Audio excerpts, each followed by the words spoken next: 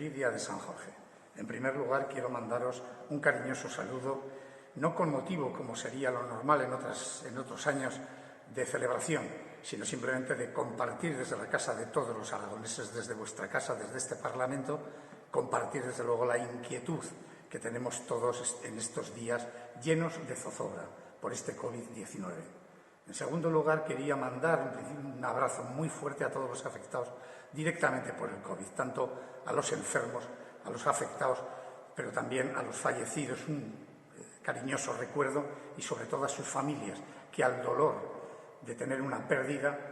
le suman el dolor de no poder despedirlas. Pero también quería tener un recuerdo tanto a aquellos que están en la primera línea de la batalla contra el COVID-19, como también a todos los que nos hacen la vida más llevadera, proveyéndonos de alimentos y de otras necesidades básicas. Un recuerdo para todos ellos.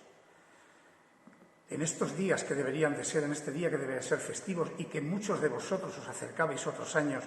a festejar con nosotros en la multitud de actos que había en este Parlamento, en estas Cortes, al lado de la Aljafería, este año, desde luego, lo único que nos tiene que llenar es el recuerdo por toda esta gente y por vosotros también, que estando confinados en casa, estáis dando un ejemplo de cómo se tiene que hacer y vencer a esta gravísima crisis que tenemos todos los aragoneses y todos los españoles.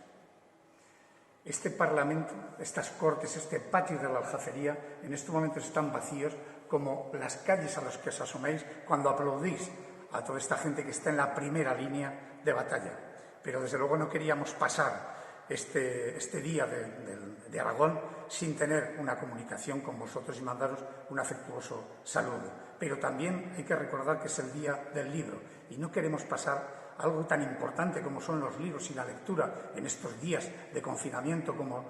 compañía. No queríamos pasar el tema y desde las Cortes se ha organizado una serie de videoconferencias con distintos escritores para que cuenten cómo se hace una obra, cuáles son sus anhelos, cuáles son también sus secretos, para si podemos, desde luego, ayudar a hacer un rato más llevadero ese confinamiento que también estáis llevando todos. Y sin más, desde luego, volver a mandar desde esta casa de todos los aragoneses un abrazo a todos, deseando que esto se supere pronto y que seamos capaces de volver a disfrutar otros días de San Jorge como lo disfrutábamos con anterioridad. Un fuerte abrazo.